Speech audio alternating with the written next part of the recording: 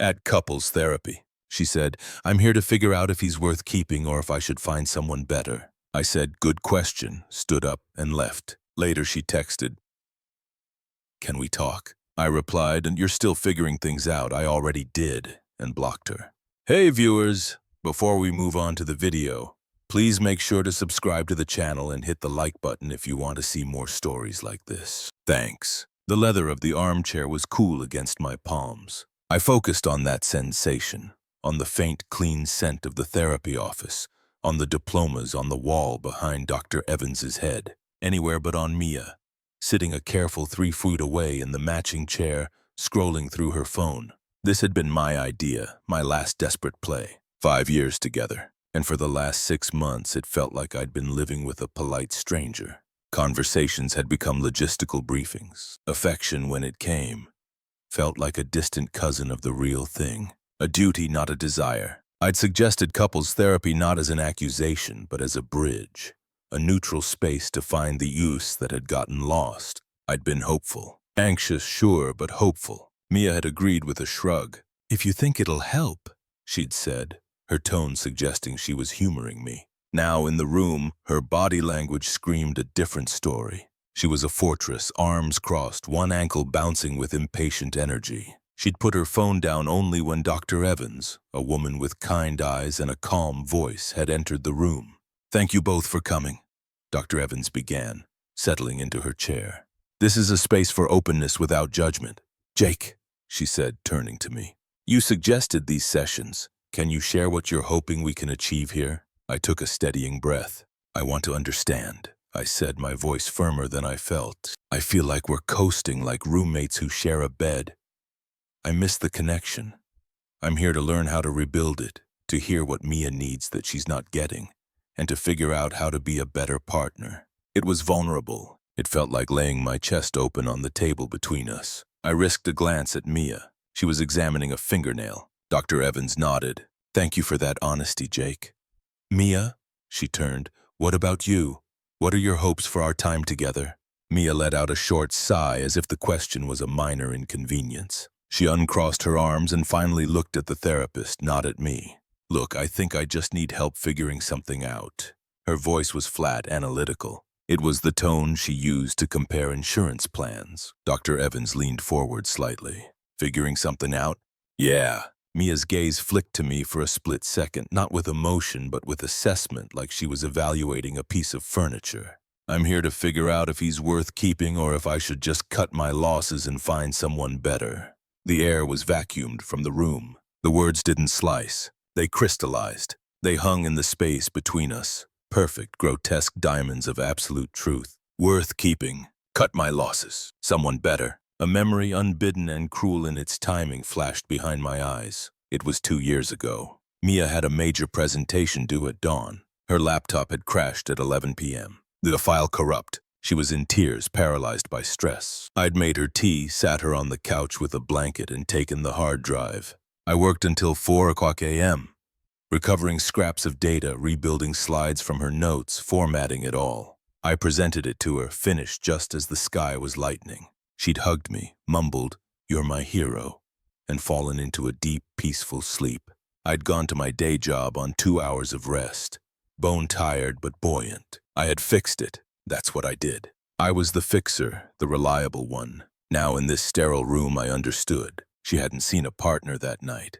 She'd seen a tool, a useful, dependable tool, and now she was in the market for an upgrade. Dr. Evans's professional composure cracked for a microsecond, her eyes widening.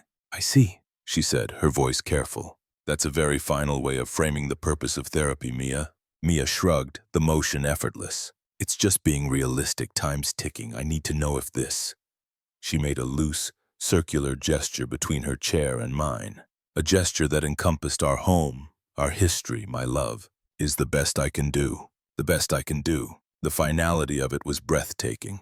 This wasn't a crisis. This wasn't a painful struggle. This was a cost-benefit analysis. And I was in the red. The love, the history, the quiet sacrifices, they weren't assets in her ledger. They were sunk costs. The cold that had started in my chest during her first sentence spread outwards, reaching my fingers, my scalp. But it wasn't the cold of shock. It was the cold of clarity, absolute penetrating clarity. The fog of hope, of confusion, of what did I do wrong evaporated in an instant. She had just handed me the answer. She wasn't here to build. She was here to decide if the foundation was worth the salvage. She had made me a subject in my own trial. The calm that settled over me was deeper than any ocean. I looked at Dr. Evans, who was watching me with cautious empathy. I looked at Mia, who was now looking back at me, a faint challenge in her eyes, as if waiting for me to crumble, to beg, to justify my worth. I did none of those things. I placed my hands on the arms of the chair and pushed myself up to my full height. I smoothed the front of my jacket, a simple automatic gesture. I felt strangely light. "Thank you for your time, Dr. Evans," I said, my voice even, quiet, and carrying perfectly in the still room. "I believe my partner has just clarified the objective of these sessions." I turned my head toward Mia. "And I'm not interested in being audited." I met her eyes. I let her see nothing. No pain, no anger, no plea, just an empty reflection of her own appraisal. I gave her the faintest, most meaningless nod. "Good question," I said, echoing her clinical tone. "I hope you find your answer." I turned and walked to the door. My footsteps were silent on the plush carpet. I opened the door, stepped into the bland hallway, and closed it softly behind me. There was no slam, no dramatic exit, just the gentle, definitive click of a latch engaging. The hallway was quiet. The only sound was the low hum of the building's HVAC. I walked past abstract art and potted plants, out the main doors and into the afternoon sun.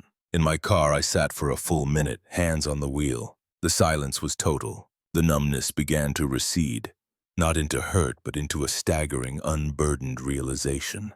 It was over. It had been over for months, maybe years. She had just finally read the verdict aloud. I started the car. The engine purred to life. I didn't drive toward our shared home. I drove toward the river, toward nowhere in particular. I was already gone. The river was a sheet of dull steel under the gray sky. I drove along the parkway, windows down, letting the cold air scour the last clinging vestiges of that room from my skin. There was no soundtrack of nasty music in my head, no internal monologue of rage or grief. There was just the hum of the engine, the rush of wind, and a vast, quiet emptiness where the wound was supposed to be. I didn't go home. Our home. The word was already obsolete, a relic. Instead, I drove to Alex's place, my oldest friend. I didn't call ahead. I parked, walked up to his door, and knocked. He opened it holding a sandwich. "Jake, weren't you at your—" He saw my face. It wasn't tear-stained or twisted. It must have been something else. Hollow. Resolved, because his casual expression vanished. "What happened?" "It's done," I said, walking past him into the familiar clutter of his bachelor apartment. "Can I crash on your couch for a few days?" "Of course, man, of course." He put the sandwich down. What did she say?" I sat on the edge of his sofa. The reality of it was beginning to solidify. Not as an emotional tragedy, but as a logistical problem to be solved. In front of the therapist, she said she was there to figure out if I was worth keeping or if she should find someone better. I recited it flatly, a news headline from a distant country. Alex stared, his mouth agape. "She said that in therapy?" "Yeah. What did you do?" I stood up, thanked the therapist, and left. A slow, incredulous smile spread across Alex's face. He shook his head. "Cold, ice cold. I'm sorry, Jake, but damn, that's the most dignified exit I've ever heard of." "It wasn't dignity," I said, looking at my hands. "It was physics. There was nothing left to say. The equation was solved." I took out my phone. I saw 3 missed calls from Mia and a string of texts. I didn't read them. I opened a new message to Mia. "I've left. Your things are undisturbed. I won't be returning. All further communication regarding logistics can go through my email." I hit send. Then I went into my settings, selected her number, and tapped block this caller. The action was clinical, effortless. It felt less like an emotional severance and more like deleting a redundant app. The phone rang immediately. Alex glanced at it. "It's her." "I know." I watched it go to voicemail. A minute later it rang again, then a third time. Then it stopped. The silence that followed was profound. It was the sound of a door closing in a distant wing of a house you've already moved out of. "You're not going to—" "I don't know." "Get your stuff? Scream it or something?" Alex asked, still looking shell-shocked. "No." I stood up.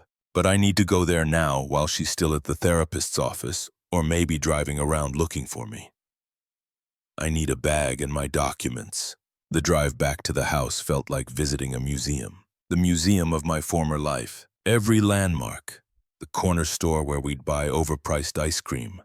The park where we'd walked her dog until it passed away last year had been stripped of sentiment. They were just coordinates on a map. The house was empty and quiet. It didn't feel like my home anymore. It felt like a set after the play has ended. I went upstairs and packed a single large duffel with practiced efficiency. A week's worth of clothes, my toiletry kit, my passport, financial folders, my laptop and charger. I took the small fireproof box from the back of my closet. I left everything else. The framed photos on the dresser, the book I was reading on my nightstand, the sweatshirt she always stole. They were artifacts. I was an archaeologist leaving the dig. On the kitchen counter, I placed my key next to the fruit bowl. I didn't write a note. My text was the note. My absence was the epilogue. As I turned to leave, my eyes fell on a small framed sketch on the wall by the door. It was of the house, done by a street artist on our first anniversary. A sentimental impulse buy. For a fraction of a second, a feeling tried to surge. A ghost of pride, of belonging. I acknowledged it, then let it pass. I walked out, duffel bag in hand, and closed the door for the last time. The next week was a lesson in quietude. Alex's couch was uncomfortable, but I slept deeper than I had in months. I took a personal week from work. I didn't spend it weeping or drinking. I spent it moving. I found a realtor. I explained the situation with a detached calm that made her blink. I need to sell the house. It's a joint asset. My partner has moved on emotionally, and I need to dissolve the physical entanglement. Speed and efficiency are the priorities. We listed it on Thursday. By Monday, we had 3 competitive offers. The market was hot. My boring obsession with maintaining the roof and landscaping was about to pay off. I rented a small modern apartment downtown. It had a view of anonymous buildings and a sliver of sky. It was clean, empty, and mine. I bought a bed, a desk, a chair. That was it.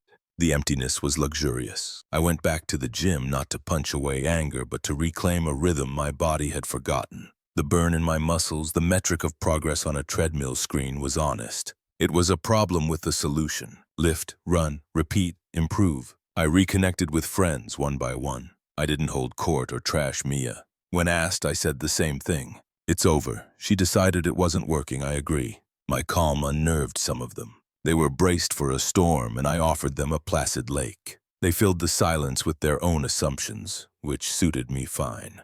The first ripple of the outside world came via Sarah, a mutual friend who had always been more mine than ours. We met for coffee. "How are you doing, Jake?" she asked, her eyes searching for cracks. "I'm okay, really getting settled."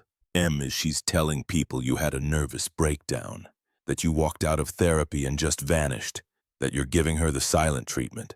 I took a sip of coffee. I walked out after she told the therapist she was deciding whether to keep me or trade up. I texted her I was leaving. I blocked her number to focus on disentangling our lives. That's not a silent treatment, that's a conclusion. Sarah's hand flew to her mouth. "She said that? She told us you weren't engaging with the process." The air quotes were vicious. "Jake, that's horrific." "It was clarifying," I corrected, my voice even. "Well, she's not exactly thriving on her new clarity," Sarah said, leaning in. "She's already seeing someone. Some guy named Leo. He's in business development, drives an Audi, he leases, he's all over her Instagram." I felt nothing, not a twinge. It was like hearing a weather report for a city I'd never visit. Good for her. "It's not, though," Sarah pressed, a hint of satisfaction in her voice.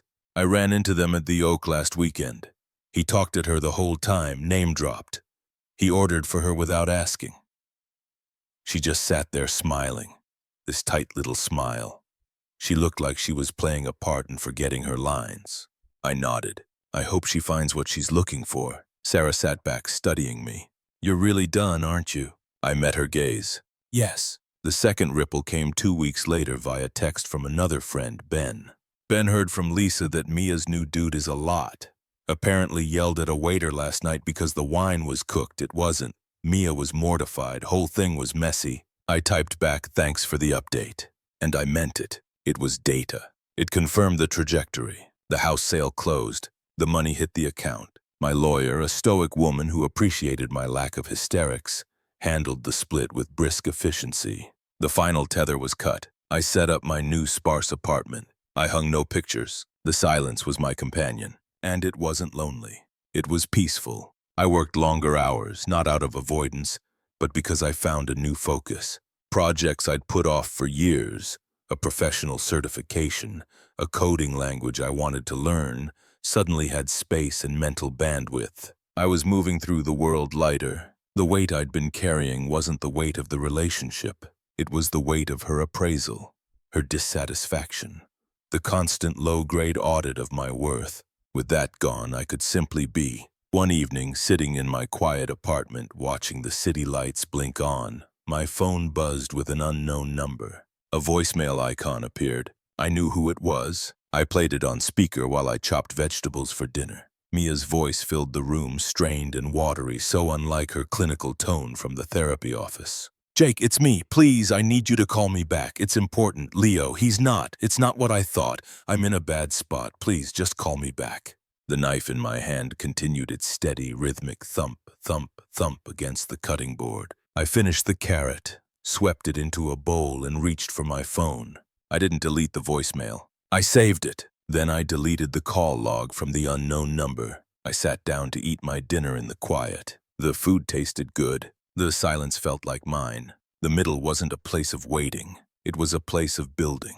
And the foundation, for the first time in a long time, felt solid. The voicemail was a pebble dropped into the still pond of my new life. There was a ripple, not of emotion, but of recognition, and then the surface smoothed back to perfect glass. I didn't replay it. I didn't analyze the tremor in her voice. I saved it in a digital folder labeled Utilities alongside the PDF of my apartment lease and my car insurance documents. It was just another piece of administrative data from a closed account. Life didn't pause for her crisis. Mine accelerated. The certification exam I'd been studying for, I passed, landing in the 95th percentile. My boss, a man of few words, called me into his office.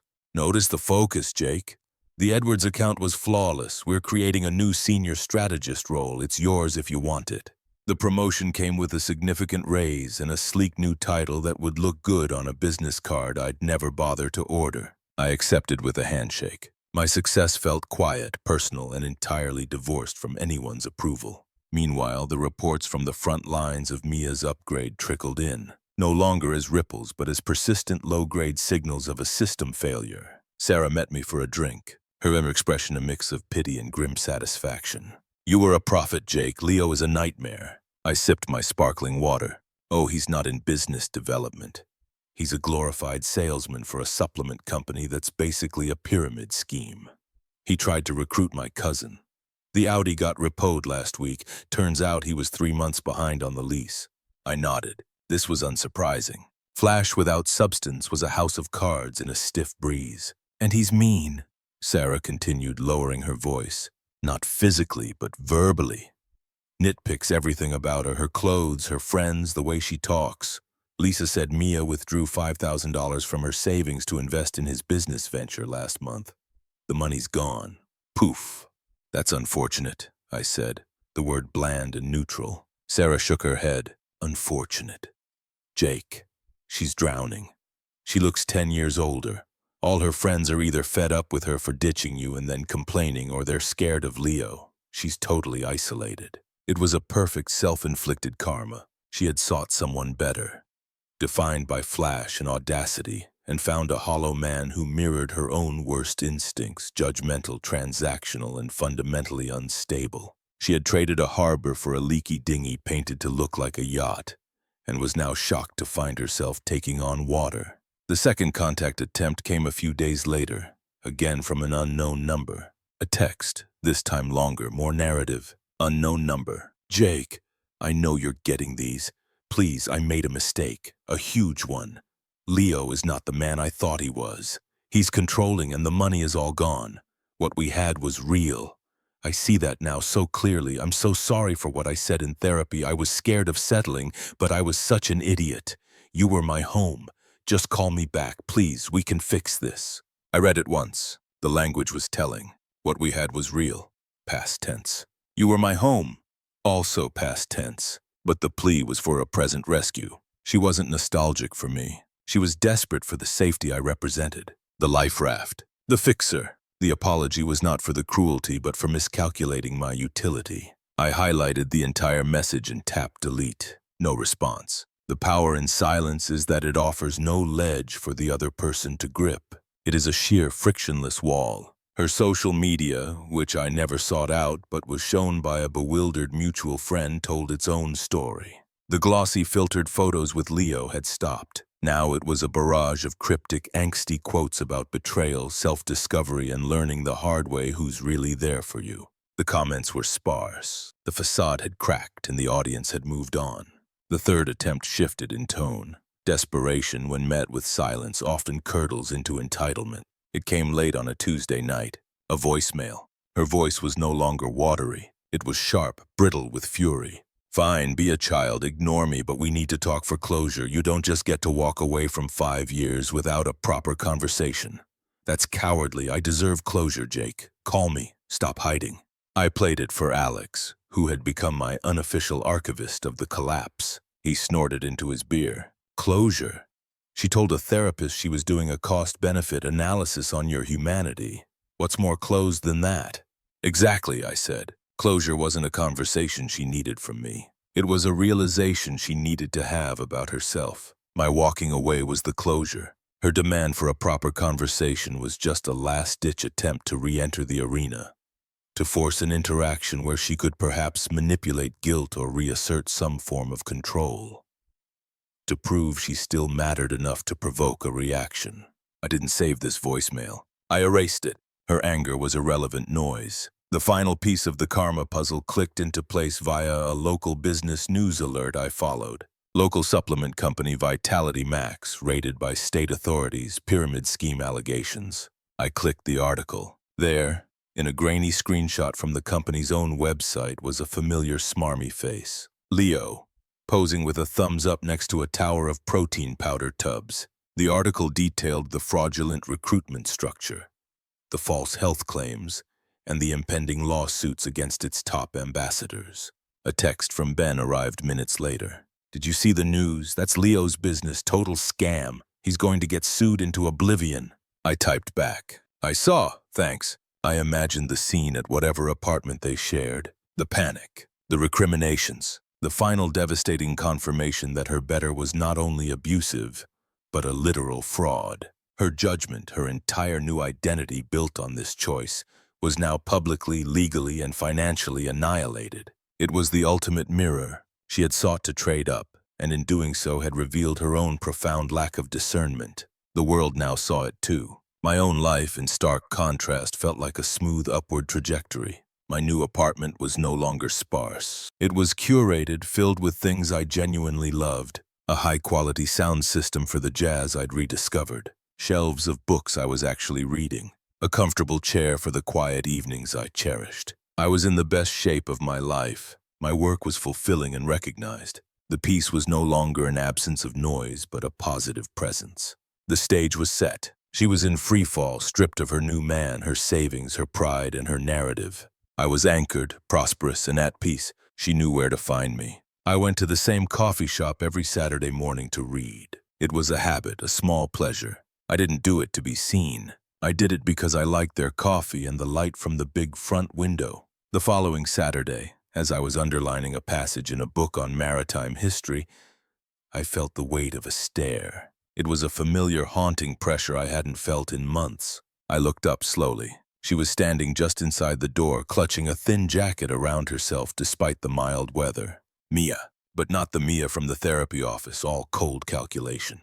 Not the Mia from the early Leo-era Instagram posts performing happiness. This was a ghost of those women. Her eyes were shadowed, her face drawn. She looked brittle, like a strong wind would shatter her. She was staring at me as if I were a mirage in a desert she was lost in. Our eyes met. Hers widened, flooded with a complex torrent of hope, shame, and desperation. She took a hesitant step, then another, weaving through the scattered tables until she stood before mine. A world of ruin in her posture. Jake. I closed my book, careful to keep my place with a finger, and looked up. Mia. I said her name the way I might acknowledge a vague acquaintance from a forgotten job. There was no warmth, no chill, just identification. She flinched at the tone, her hands twisting the strap of her purse. "You're hard to get a hold of." "I've been busy." It wasn't an excuse or a barb. It was a simple fact, as neutral as stating the time. Her eyes darted around, taking in my relaxed posture, my goodwill sweater, the quiet confidence that comes from peace. She looked like she'd been sleeping in her car. The contrast was a physical presence at the table. "I need to talk to you," she blurted, the words tumbling out in a rush. "About us. About how things ended. I never got to say my piece. You just left." I tilted my head slightly. "You said everything that needed to be said in front of a professional witness. It was very clarifying." I used her own clinical language, holding it up like a mirror. She flushed, a blotchy red climbing her neck. "I was wrong, okay? Is that what you want to hear?" Her volume rose, drawing a glance from a woman at the next table. Mia didn't seem to notice. "Leo was a mistake, a huge, catastrophic mistake. I was a mistake." She leaned forward, her eyes pleading. "Now what we had, it was special. It was real. Don't you think we owe it to ourselves to try and talk this out? To see if there's anything left? After 5 years, we at least deserve that."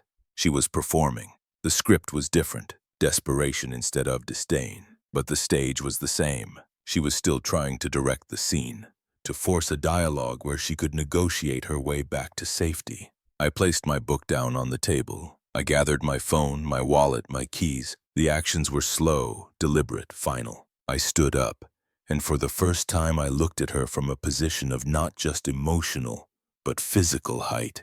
The power dynamic was no longer a concept. It was a fact in the space between us. Her face was upturned, a mask of hope and fear. She was waiting for the lifeline. I looked at her and let her see the absolute, unclouded emptiness in my eyes. There was no hatred there to hold on to, no lingering love to rekindle. There was nothing. She was looking into a quiet, sunlit room where she no longer had a place or even a memory. "You told Dr. Evans," I began, my voice calm, firm, and lethally clear, "that you needed to figure out if I was worth keeping." I paused, letting the grotesque memory of that sentence hang in the coffee-scented air between us. She blanched, her mouth opening slightly. "It took me about 10 seconds after you said that," I continued, my tone conversational, almost gentle, "to figure out you weren't." She recoiled as if slapped, the hope in her eyes shattered, replaced by a dawning horror. "You're still figuring things out, Mia." I gave her a small, meaningless nod. It was the same nod I'd given her in the therapist's office. A period at the end of a sentence. I already did. I didn't wait for a reply. There was nothing she could say that would matter, no counter-argument that could reach me. I turned and walked toward the door. My footsteps were steady on the hardwood floor. I didn't look back. I didn't need to. I could feel her devastation like a change in atmospheric pressure behind me. A small, localized storm I was simply walking out of. I pushed open the door and stepped into the bright, ordinary Saturday morning. The air outside was fresh. I took a deep breath, feeling the sun on my face. The encounter hadn't rattled me. It had rinsed me. The last ghost was laid to rest. My phone buzzed in my pocket. An hour later, sitting in a park, I checked it. A torrent of texts from another new number. A chaotic spill of emotion. Apologies. Accusations. More, please. Then finally, fury. "You're a heartless monster. You were never enough. I'm better off without you." I read them with detached curiosity, like an anthropologist studying the ritual distress calls of a lost tribe. They confirmed everything. The apology was always just a pathway back to the familiar territory of blame. I didn't block this number. I simply deleted the thread and set my phone to ignore all calls from numbers not in my contacts. She would forever be shouting into a void of her own making. A week later, I had a dinner date with Ara, the brilliant, kind woman from the architecture firm I'd met through a work project. We went to a small Italian place. Over shared tiramisu, she asked, "So what did you do today?" "Had a very good coffee," I said, smiling. "Finished a book and I realized something." "What's that?" "That the past has a funny way of becoming irrelevant. Not painful, not happy, just data. It loses its power when you stop feeding it." She smiled, her eyes warm and understanding.